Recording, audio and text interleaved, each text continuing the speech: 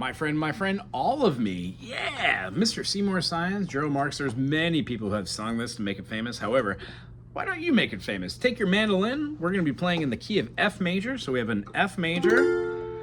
No matter how you like to play your F major, make sure we can play it with a 1, 3, 5. After an F major, we have a G minor. Wonderful. G minor then negates to an A minor. Our next is going to be a B flat major. Wonderful. There's our flat in the key. After a B flat major, we have a C major. We can also have a D minor for our minor 6. Shares the same key signature with F major. And then our E diminished, if we want, we could go up here to our C, make it into a dominant, and add one more note if we want. That throws us our E dim, and then we go right back to our F. So for this song, we're going to have F major. Instead of just having an A minor, we're going to play an A7, which means we're going to take an A major, move down its major, down major 7 to the dominant 7, and leave those notes. That's great. As well as the D. D major 7, D dominant 7, meaning you're going to have a big old bar. Second finger is going to play right here on your C, and then you're going to be playing your F sharp. Wonderful. Other than that, G minor has a G minor 7, basically meaning if we have G, A, B, C, D, E, and then rather than have an F sharp, we have an F. You can play your G minor and then add your F.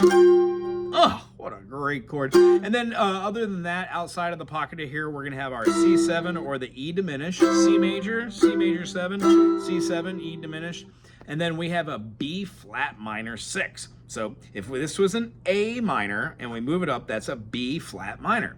Well, when we're talking about the minor 6, we're thinking about the key of B major. So B major would definitely have a B major, C sharp, D sharp, E, F sharp, G sharp, and then here's where our 6 is. So our major 6 is this one, our minor 6 is this one. So we keep the B minor, but we keep that 5th fret right there on the D string, meaning here's our B flat minor. Now here's the note we add. Oh my goodness. Chord construction, not so hard. And then the last one, which seems funky, is the A minor 7 flat 5. So we're going to throw the A minor out, and we're going to diagnose what the 5 is. When we play A minor, this is our A up top because we have E, F, F sharp, G, G sharp, A. When we work this note right here, we know that this note, because we have A sharp, B, C. That sounds a little funky. There we go. Noise. So when we have our A minor here, we know that that's our root, doesn't need to move. When we have this note, it's our C, which means when we play A, C, and E, this is our 3rd. That'd be a major 3rd. This is our minor 3rd, which means this is our note that needs to be taken out of context and flattened. So our A minor will move this note down to that. Awesome. So we have all of our chords. When we start off, let's just do downstrokes. F major. I like to do this one because I get to play all the chords staccato. All of me. Why not take all? We're going to play the A major, but make it into 7. All of me. Here comes our D7. Right below it. Can't you see I'm no good without you? A7 again. Take my lips.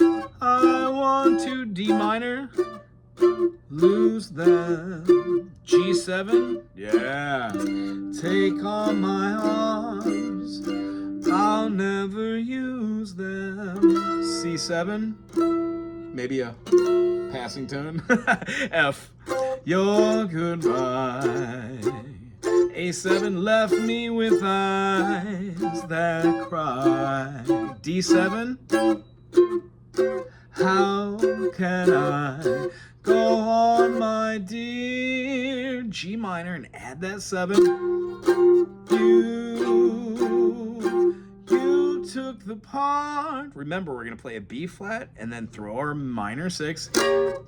Part that once was A minor 7 with the flat 5. Remember? Now, you can keep the G in there because in the key of A minor, G natural is the minor 7th. Nice. Was D7 my heart? 1, C7, take all of me, F to a B flat 6, and then back to the 1. That is a plagal ending, even though it has a minor 6 in it. Did you enjoy this? I hope you did as much as I did. As far as like the chords, I hope we deconstructed the idea of making chords. I always view them through the eyes of the major. That's our big takeaway. When we're getting the B flat, I was quite literally thinking A major and B major, because I don't play in B flat all the time. I wish I did.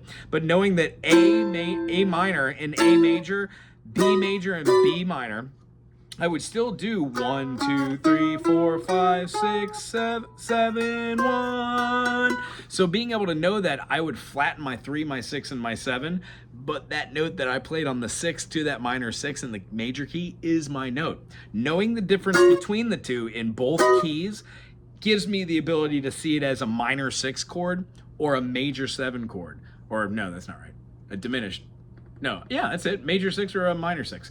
They flip back and forth. So when you're playing like a minor 7 chord, it'll be a major 6 chord. Very cool as music theory goes. Anywho, I hope you enjoyed this mandolin style. If you did, thumbs up, subscribe, put something cool, and we'll see you soon. Aloha.